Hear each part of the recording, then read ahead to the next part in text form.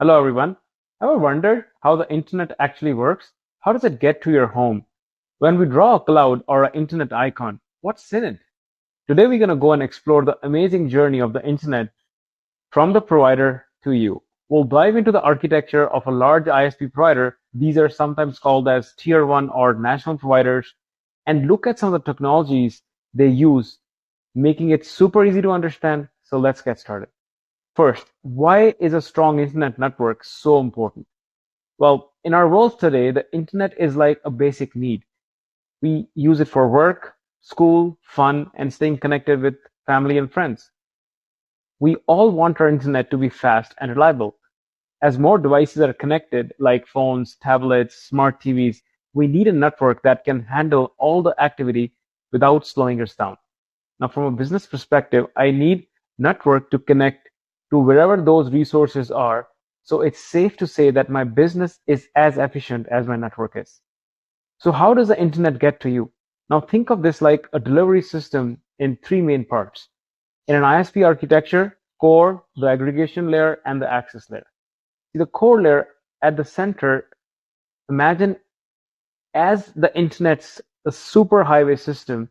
These are powerful networks that zoom data across countries and continents super fast, which is conceptually identical to the campus and the data centers. Those who have worked in the enterprise networks, these are your high throughput and low feature devices responsible for quickly forwarding traffic. The customer never connects to the core directly.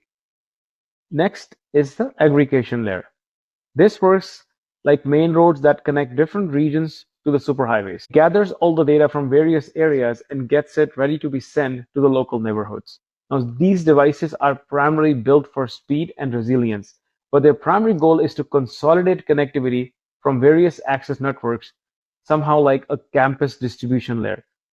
They may offer some different regional services. For example, if a business customer wants to check on their monthly bill usage, a carrier-provided portal would be hosted right here. Now, there could be different portals that are hosted here that are all in the aggregation layer.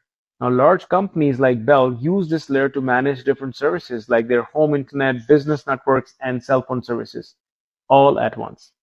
Third and the last is finally your access layer. This is like your local street. It's where the internet reaches your neighborhood and connects directly to your home. Now, this is where the customers are connected and access devices are spread on a wide geographical area.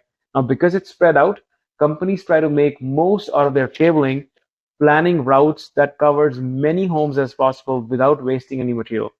See, unlike enterprise service providers, you cannot casually just run a cable between two nodes. The cable must be securely buried, which is often requires government oversights, not to mention the time and money investment as a result. Now let's look at some of the different technologies that bring this internet from the access layer to your home. We'll talk about three main technologies: DOCSIS, DSL, and GPON. Now DOCSIS, the internet travels over the same cables that brings cable TV to your home. It's like adding a fast car lane to the road that was originally built for bikes.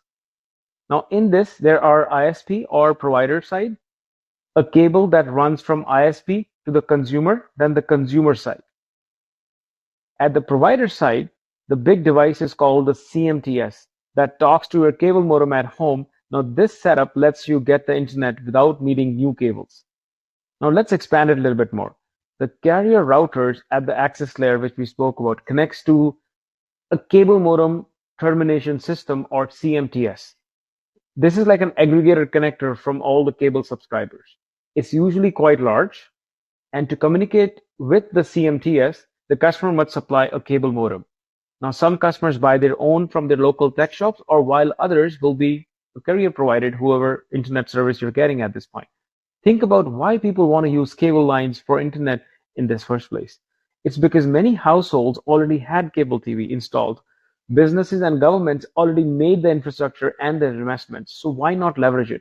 The provider has different TV feeds from multiple sources such as satellite broadcast, while the customer has a TV set. In summary, the carriers has multiple devices offering services that the consumer wants to consume. The various input sources add the carrier feed into the combiner, allowing all the signals to pass over a single coaxial cable. The physical cabling is just then distributed across the city and enters your home at a single point at this point. The cable coming in through the wall enters a splitter now. It would split the TV signal and another going to your cable modem. Notice that TV signals never transfers the CMTS or the cable modem. The TV systems are entirely independent, which makes sense because the cable internet was added after the fact as a minor point. Carriers don't want just anyone also to buying a cable modem and connecting to their CMTS. For that reason, providers will offer perform authentication for the paying customers and then use DHCP to issue you an IP address to use devices, which is obviously going to be public at this point. Note that some cable modems have an integrated router, in which case the router would receive the carrier's DHCP, but it's all product dependent. Example would be Rogers Ignite in Canada. Now the second one is your DSL, which is digital subscriber line, internet over the phone lines. DSL uses regular phone lines for internet access. Imagine your phone line now carrying both your voice call and internet data. It's like sharing a road between cars and bicycles again. At the provider end, a device called a DSLAM connects to a DSL modem at home, separating internet data from the phone calls so both can travel smoothly. Now, DSL technology is conceptually very similar to DOCSIS, where we had a carrier router with an internet connection, a remote customer that wants to access the internet. Now, let's assume this is a rural customer or perhaps a household. Never installed a cable TV. Can you think of a cost-effective, reliable way to connect these two sites? DOCSIS leverages the existing cable TV infrastructure as we spoke about, while DSL leverages the existing telephone infrastructure. Rather than a CMTS at the service provider, now we have the digital subscriber line access multiplexer, or DSLAM instead. Its an architecture role is similar to that of a CMTS, as it aggregates all the connections from a DSL modem which exists at the subscriber premises. This diagram should look familiar. Now, just as cable was originally built for television, telephone lines were originally built for, well, telephones. The public switched telephone network, or the PSTN, is kind of like an internet except for traditional telephone calls, and as the name implies, it's circuit switched instead of being packet switched. Now, conceptually, it merges the CMTS and the combiner functions from the cable networks in most architectures. Now, perhaps unsurprisingly, the customer uses a splitter to separate phone and DSL modem services. The DSLAM is smart enough, though, to separate the signals terminating the DSL connections locally and forwarding on the IP package towards the internet while simultaneously passing the voice traffic to the PSTN now. Now, many DSL architectures will include additional components for broadband, but just to keep it simple, just know that they also have an authentication process and a DHCP that operates similarly as we did in cable networks. In DSL, it is common for customers or consumers to use a point-to-point protocol over Ethernet, which is PPPoE, to authenticate when connecting to laptops to their carrier's routers. In these designs, the router serving as a PPPoE head end is called a Broadband Network Gateway, or BNG. Now, there are two categories of DSL I want to discuss quickly. First, we have an asymmetric DSL, or ADSL. As the name implies, this service allows more bandwidth for downloads than less uploads. This is suitable for most residential customers who are consuming internet content such as streaming, video, or music. Most households only upload a small amount of data, such as maybe sending emails or transferring some files, making ADSL a very popular and widely deployed solution. Now, symmetric DSL on the other side, which is DSL, provides equal bandwidth for uploads and downloads. This is suitable for business consumers or their work sites that are not necessarily receiving more data than they're transmitting. Now, the third one and the most latest one is your GPON, or Gigabit Passive Optical Network. Now, GPON uses fiber optic cables, which are like super fast highways where data transfers at the speed of light. These cables are made up of glass fiber as thin as a human hair.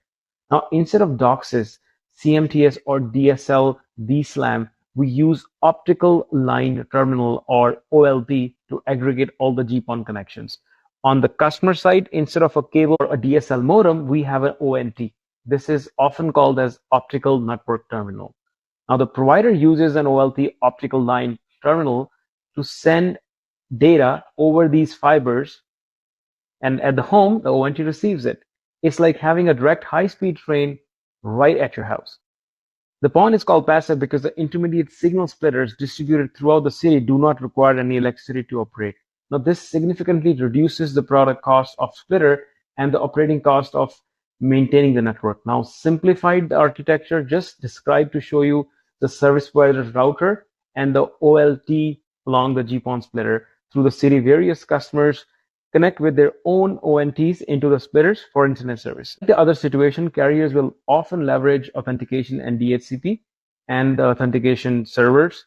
If you're still wondering about authentication and DHCP, when you connect to the internet, your device talks to a provider network to provide you a customer that authenticated an address to get data.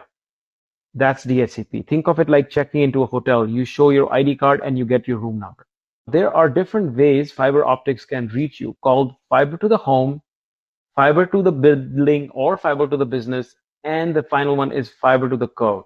Fiber to the home is the direct connection. Fiber to the home means fiber optical cables goes directly into your home. It's like having your own private driveway connected to the main road.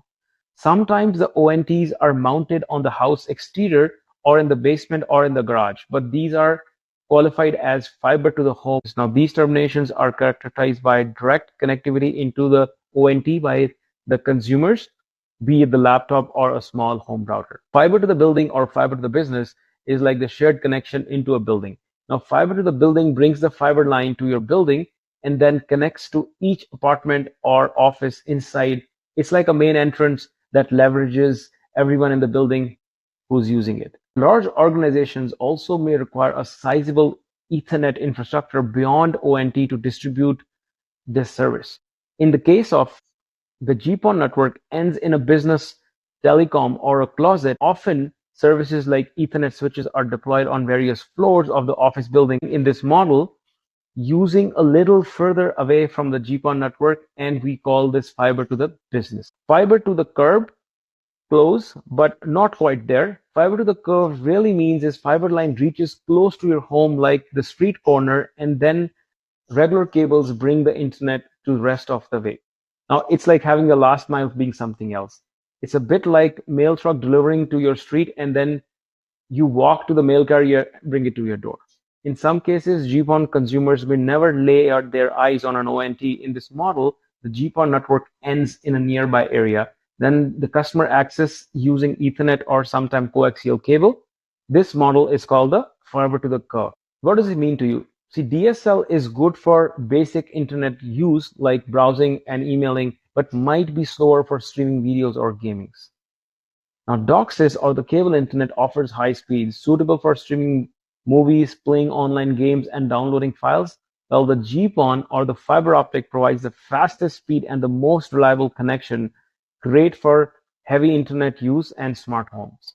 Now, companies like Bell use these technologies to give you the best possible internet experience, whether you're watching a movie or video chatting or playing a game online. How does provider plan their networks? Did you know that the internet service providers plan their networks carefully so they can cover many homes as possible with least amount of cable? Now, they use a ring patterns to make this network resilient. If one path has a problem, data can go another way. Now, laying down new cables, as I mentioned already, isn't easy. Companies need permissions and it can be very expensive and time consuming. That's why they make most of the existing infrastructure like cable TV lines for DOCSIS, the phone lines for DSL.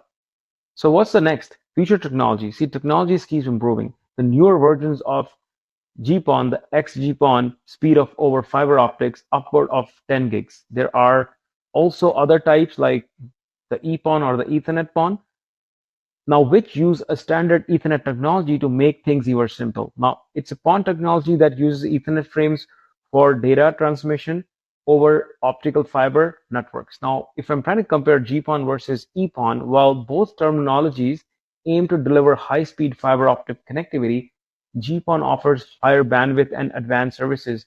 They support making suitable for diverse and demanding applications as it uses GEM, which is GPON encapsulation method in the data framing protocol. for the efficient and flexible transport of your user data. Now, EPON leverages, as I mentioned, Ethernet. EPON is not very widely used. I know in this video, it's packed with a lot of information, a lot of jargons, but I did my best to keep things as simple as I could. So there you have it. The journey of the internet from providers to your home, it's pretty amazing, isn't it? Next time you're streaming a show or chatting with a friend online, you'll know a bit more about the incredible network that makes it all happen. Thank you for watching this. I hope it was helpful. Bye for now.